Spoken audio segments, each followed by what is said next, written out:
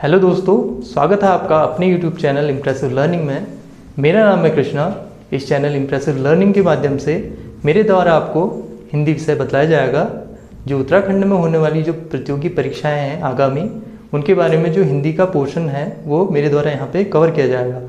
तो आज जो हम डिस्कस करेंगे वो करेंगे हिंदी का सिलेबस जो आयोग ने निर्धारित किया है। तो जानेंगे हम इस सिलेबस के अंतर्गत हम क्या पढ़ने वाले हैं। जो नेक्स्ट लेक्चर है, जो आगामी हमारी वीडियोस हैं, तो उसमें कौन से हम टॉपिक पढ़ने वाले हैं, इनके सब टॉपिक क्या क्या रहने वाले हैं, तो ये हम यहाँ पर जानेंगे। ठीक है, तो कवर करेंगे हम आज का अपना सिलेबस उत्तराखंड का।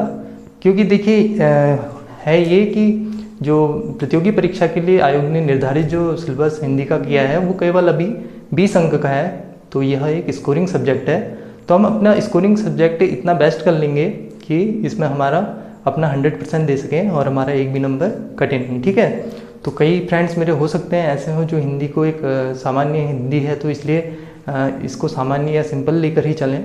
तो मैं उनसे रिक्वेस्ट करना चाहूँगा कि क्योंकि एक हमारा जो है हिंदी बहुत कम पोर्शन है और स्कोरिंग सब्जेक्ट है, तो इसमें होता यूँ है कि हम अपना हिंदी का पोर्शन छोड़ के चलते हैं या स्किप करके चलते हैं तो हमारे उसमें कुछ मार्क्स कम हो जाते हैं। ठीक है, हम अपना अच्छा बेस्ट स्कोर नहीं कर पाते हैं और सब्जेक्ट की तुलना में जिनका पोर्शन बड़ा है।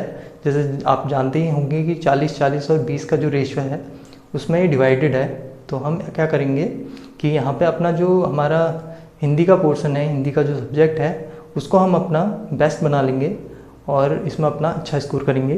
तो यहाँ पे मेरे द्वारा आपके सामने हिंदी इस तरीके से प्रेजेंट की जाएगी कि हमारा जो ये 20 नंबर का अंक हैं वो बिल्कुल भी मिस ना हो। ठीक है, तो यहाँ पे मैं लिख देता हूँ कि जो हमारा सामान्य हिंदी का जो हमारे इसमें अंक हैं जो वो 20 अंक निर्धारित हैं। ठीक है, 20 अंक निर्धारित हैं।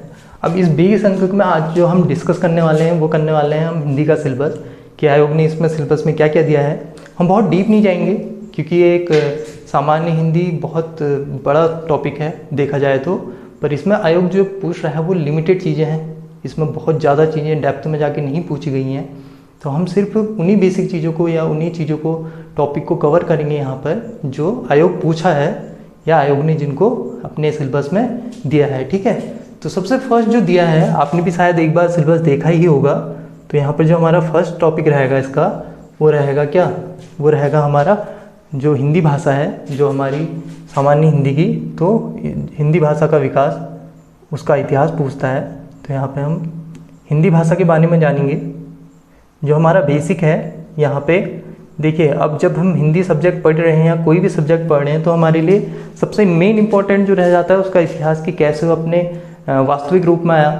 क्योंकि आप सभी जानते हैं या जानते भी होंगे कि शायद होता है यह है कि हमारी जो हिंदी भाषा थी, हमारी जो अभी जो आधुनिक भाषा है, ये प्राचीन टाइम से हिंदी भाषा नहीं थी।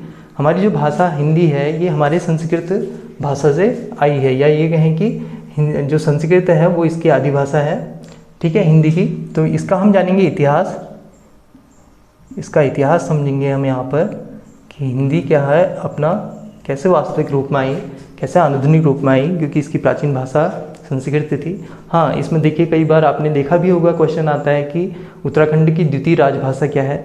हाँ, और इसमें वो आंसर आप लोग जानते भी होंगे कि संस्कृत जो है उत्तराखंड की द्वितीय राजभाषा है। इसमें राजभाषा जो पर्टिकुलर एक शब्द है, मैं इसका अभिप्राय आपको बता दूं।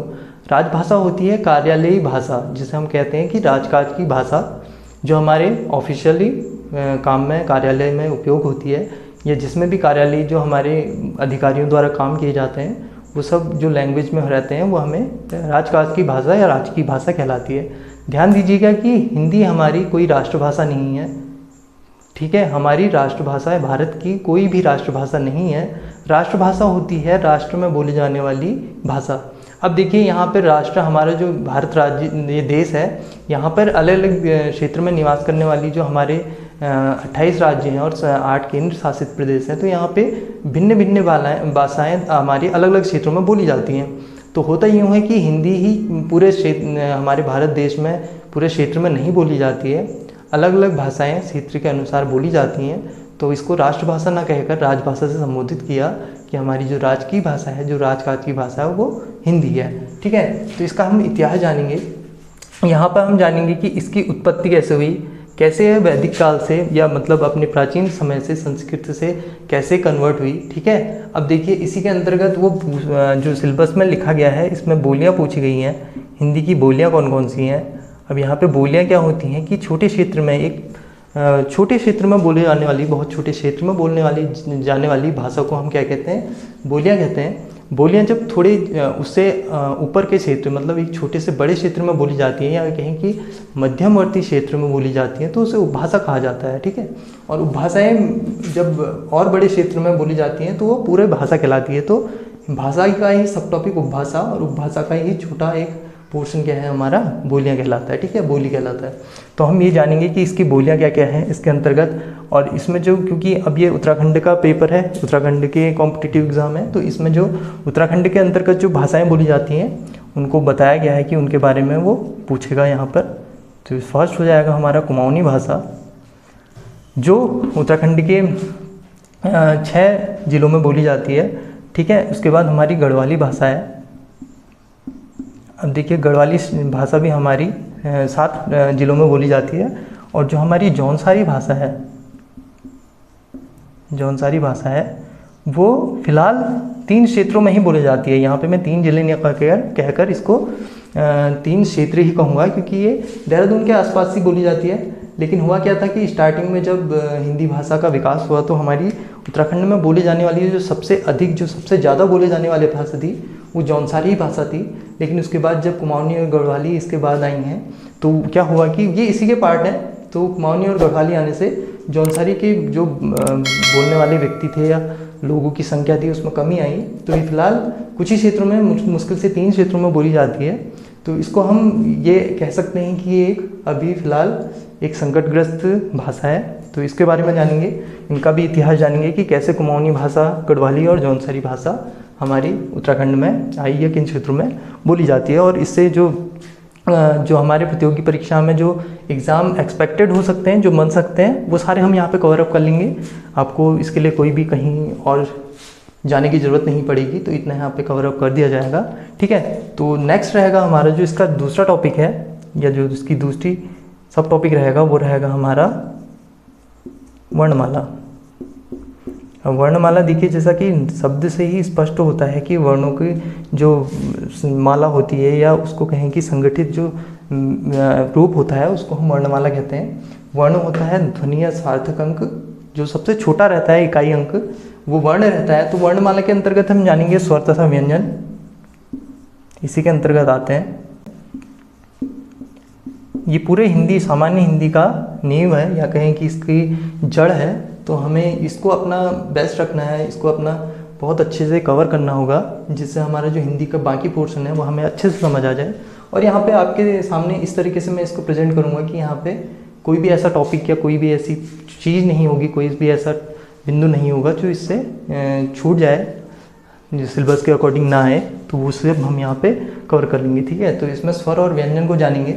अब देखिए इसके बाद हमारा जो है वह है, इसके वर्णमाला के बाद हमारा शब्द की रचना कैसे करते हैं। तो यहाँ पे मैं लिख देता हूँ इसके अंतर्गत शब्द रचना।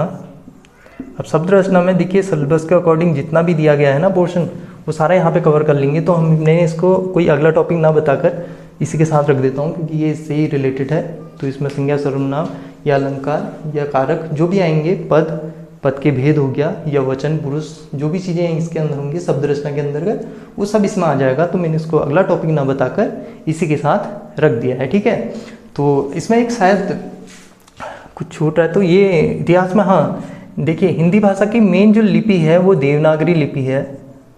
ये आप ध्यान रखें, देवनागरी लिपि है।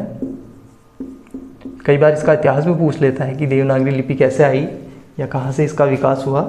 तो हिंदी भाषा की जो देवनागरी लिपि है इसके बारे में हम समझेंगे, कैसे देवनागरी लिपि आई। ठीक है, लिपि होती है शैली या लिखने की कला, उसको हम कैसे लिखते हैं वो लिपि कहलाती है। शायद कई दोस्तों को हमारे पता हो, तो इसको हम इसके अंतर्गत जानेंगे। इतिहास के अंतर्गत ही बता दूंगा कि मैं देवनागरी लिपि क्या होती है। ठीक है, इसका विकास कैसे हुआ, कैसे आई है। ठीक है, इसके हम बाद में इसके बारे में जानेंगे, समझेंगे। और जो हमारा थर्ड रहेगा, देखिए वो वाक्य रचना रहेगा। क्योंकि वर्णमाला सीखने के बाद, शब्दों को शब्द रचना सीखने के बाद वाक्य की रचना में क्या होती है, कई बार अशुद्धि होती है, कई बार गलतियाँ होती हैं। क्योंकि ऐसा होता है, देखिए हम जैसा सुनते हैं, जैसा समझते हैं, वैसे ही हम अपने अक्षरों को प्रोनाउंस करते हैं, अपने अक्षरों को बोलते हैं। तो वाक्य रचना में हम जानेंगे कि वाक्य की रचना कैसे करती हैं। कई बार देखिए ऐसा होता है कि दो तरह के वाक्य होते हैं, एक होता है हमारा मिश्र वाक्य, दूसरा होता है सरल वाक्य। तो इसमें क्या होता है कि जब हम इन चीज़ों को लिखते हैं तो हम कुछ अपने बोलियों के अनुसार या जो हमारे सुनने के सामर्थ्य के हिसाब से होता है, उनमें कुछ चीज़ें ऐड कर देते हैं। तो ये जो कि हमारी अशुद्धि होती है, तो हम इसमें जानेंगे कि वाक्य रचना में कैसी अशुद्धियाँ होती हैं, क्या इसका अभिप्राय होता है। तो यहाँ पे मैं लिख देता हूँ, वाक्य की परिभाषा समझेंगे। यहाँ पे वाक्य, इसकी परिभाषा को जानेंगे, साथ ही हम जानेंगे इसमें होने वाली वाक्य अशुद्धि, तो इसको शुद्ध करने का तरीका क्या होता है। तो वाक्य शुद्धि जानेंगे हम यहाँ पर। तो वाक्य की परिभाषा, वाक्य की शुद्धि, हाँ इसी के साथ यहाँ पर वाक्य के भेद कितने प्रकार के होते हैं, ठीक है, स्रोत के आधार पर या रचना के आधार पर क्या क्या इसके गुणधर्म होते हैं, ये सब हम जानेंगे। देवनागरी जो लिपि है, इसी में हम इसके गुणदोष को भी समझेंगे, इसमें क्या क्या नई चीज़ें बदलाव किए गए ये भी हम जानेंगे। तो ये सारा हम जितना है ये कवर अप करेंगे हमारे सिलेबस के अकॉर्डिंगली। और जो हमारा शब्द रचना में संध्या भी आ जाएंगी, ध्यान दे लीजिएगा कि मैंने इसको अलग से नहीं बताया है। शब्द रचना में सब कुछ आ जाएगा, जितना संधि विच्छेद या जो भी आप चीज़ें इसमें सिलेबस में लिखी गई हैं वो सब इसमें कवर हो जाएगा, तो इसमें कोई दिक्कत नहीं रहेगी, ठीक है। अब यहाँ पे लोकोक्ति मुहावरे, इसका 4th टॉपिक मान लेते हैं इसको। तो यहाँ पे जो हमारे लोकोक्तियाँ हैं और इसमें जो है मुहावरे, ये सब इसमें 4 टॉपिक में कवर करेंगे। तो यहाँ पे हम उन सभी चीज़ों को ले लेंगे जो हिंदी के सिलेबस में है, ठीक है। तो जो हमारा नेक्स्ट रहेगा 5th, जो हमारा अगला जो टॉपिक रहेगा, देखिए ये 2 ही टॉपिक जो लास्ट के हैं, शायद इसमें बहुत सारे मेरे दोस्तों को कन्फ्यूज़न होता हो, क्योंकि ये फ़िलहाल ऐसे टॉपिक हैं जो हम बिल्कुल भी ये कहें कि छोड़कर ही चलते हैं, जिससे हम सोचते हैं कि ये शायद हमें आसानी से आ जाएगा। हालांकि ये कोई ज़्यादा टफ टॉपिक नहीं है। इसमें देखिए जनसंचार के माध्यम है, तो हमारे 5th जो रहेगा, देखिए जनसंचार के माध्यम, जैसा कि वाक्य से ही हमारा स्पष्ट हो रहा है, जो जनसंचार के हमारे माध्यम थे और जो अभी फ़िलहाल में है, हम उन चीज़ों को जानेंगे। स्टार्टिंग में क्या था कि पुराने टाइम पे, आज से कुछ टाइम बाद जो हमारे दादा नाना जी के टाइम की बात होगी, तो उस टाइम पे जो जनसंचार के माध्यम थे, क्योंकि लोग उतने शिक्षित नहीं थे, तो अधिकारी या बड़े लेवल के आदमी जो थे उनको जो जब छोटे क्षेत्र में या छोटे लोग, हमारे क्षेत्र के लोगों को संबोधन करना होता था, गांव के लोगों को संबोधन करना होता था, तो उनके पास जो प्रचार प्रसार के माध्यम थे वो केवल दूरदर्शन, ये कहें कि टीवी, जो उस टाइम पे ब्लैक एंड वाइट हुआ करता था, या फिर हमारे जो रेडियो माध्यम था। क्योंकि शिक्षित लोगों के ना होने के या कम लोगों के होने की वजह से जो पत्रिकाएं हैं या समाचार पत्र हैं उसमें चलन में नहीं था। तो उस टाइम पे क्या था, जो हमारे जो संचार के माध्यम से, जनसंचार के माध्यम थे, वो थे दूरदर्शन, और जो हमारा दूसरा था वो था हमारा क्या, रेडियो। जो दूरदर्शन है, दूरदर्शन में हमारा जो श्रव्य और दृश्य का माध्यम था, और रेडियो था जो हमारा वो श्रव्य का माध्यम था, ठीक है। अब इसी में रेडियो के अंतर्गत जो फर्स्ट था वो हमारा आकाशवाणी था, ठीक है। जो हमारी हिंदी भाषा है, बाद में अब क्या है कि इस समय पे हिंदी जो हमारी भाषा है ये बहुत अधिकांश क्षेत्रों में बोली जाती है, या ये कहें कि इसको बोलने वालों की जो लोगों की जो संख्या है वो बहुत ज़्यादा है।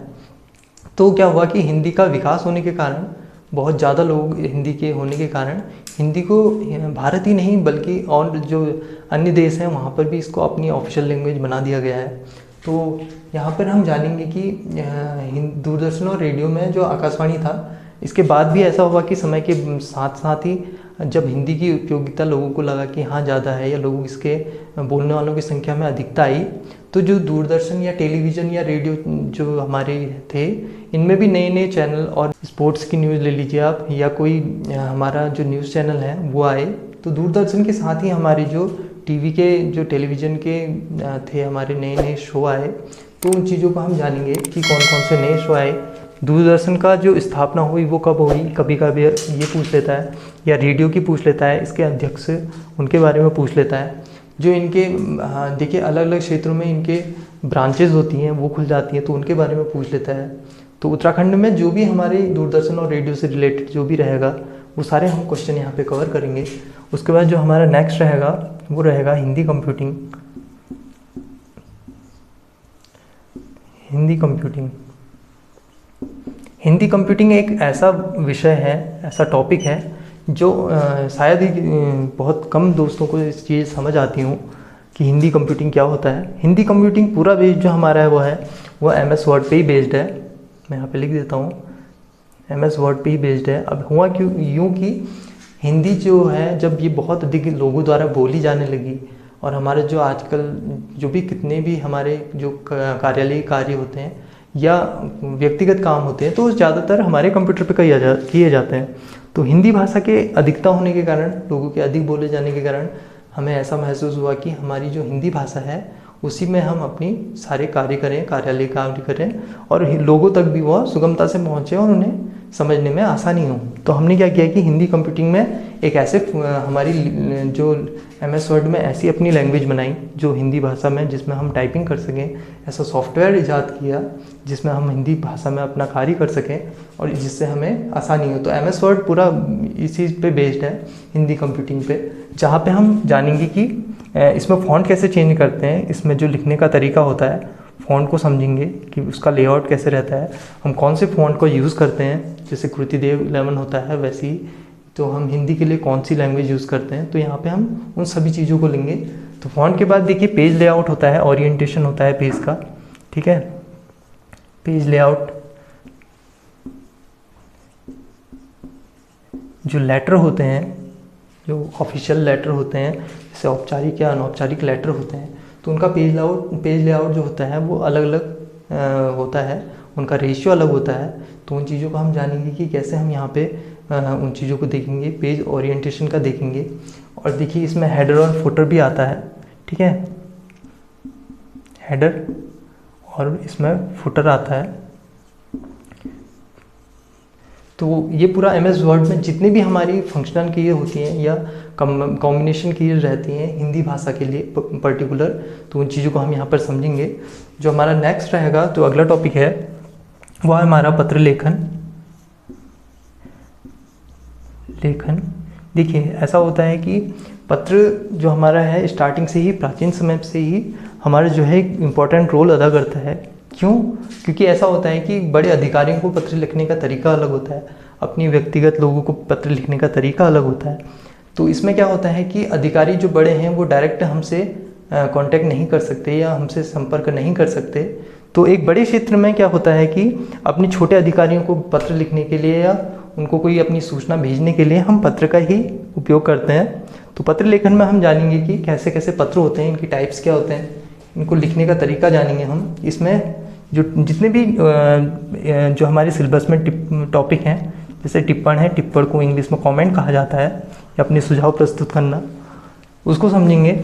साथ ही यहाँ पर हम दूसरा जानेंगे जो हमारा क्या है, प्रारूपण, इसका लेआउट क्या है, ठीक है, तो हम इसको जानेंगे। तो यहाँ पे प्रारूपण को भी समझेंगे और जानेंगे हम पत्र लेखन के कितने प्रकार होते हैं, ठीक है, कौन कौन से प्रकार रहते हैं, तो इनको यहाँ पर हम समझेंगे। पत्र लेखन कैसे होता है तो ये हम सब जानेंगे। इसमें सरकारी अर्ध सरकारी पत्र जो आएंगे वो आपको मैं बतलाता हुआ चलूँगा। जो हमारा लास्ट रहेगा, इसी के बाद लिख देता हूँ मैं, जो 8th हमारा पॉइंट रहेगा वह रहेगा शब्द भंडार, जिसे इंग्लिश में वोकैबुलरी भी कहते हैं। तो यहाँ पे ये इसमें जो ये लगा लीजिए कि हिंदी की जितने भी अधिकांश वर्ड हैं, जो भी शब्द हैं, उन सभी शब्दों को हम यहाँ पे ले लेंगे जो देश के अंतर्गत बोले जाते हैं या कोई विदेशी भाषा से हिंदी में ऐड हुए हैं। क्योंकि क्षेत्रों के हिसाब से अलग अलग भाषा जो होती है, बोलियों के हिसाब से भी हिंदी में कई जो नए शब्द हैं वो सम्मिलित हुए। तो हम यहाँ पे शब्द भंडार के अंतर्गत जितने भी नए शब्द हैं या जो भी हमारे हिंदी के शब्द हैं उन सभी शब्दों को जानेंगे। जैसे देशज शब्द हैं उनको जानेंगे, या कोई विदेशी भाषा से हिंदी भाषा में आए, जैसे फारसी से आए हैं तो उनको जानेंगे। यहाँ पे हम संस्कृत से आए जो हमारे शब्द हैं उनको जानेंगे। ठीक है, तत्सम तद्भव, इसमें हम विलोमार्थी शब्द जो विलोम शब्द हैं उनको जानेंगे, या जो एकार्थी या इसको कहें कि समानार्थी जो शब्द हैं।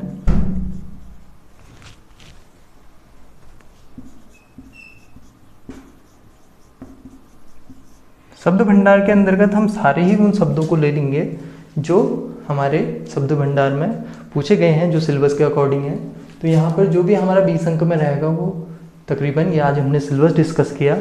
तो जो समय हमारा फर्स्ट लेक्चर होगा वो हम पहले इसका हिस्ट्री, इतिहास ही जानेंगे कि हिंदी भाषा का विकास कैसे हुआ, कैसे ये अपने मूल रूप में आई, संस्कृत से कैसे ये इसमें क्या क्या परिवर्तन हुए। क्योंकि हमारे जो वैदिक काल में जो पुराने लोग थे उस टाइम पे जब संस्कृत थी तो कैसे अपने आधुनिक रूप में हिंदी भाषा में आई, तो इसका एक बहुत बड़ा काल है, तो उसको हम समझेंगे।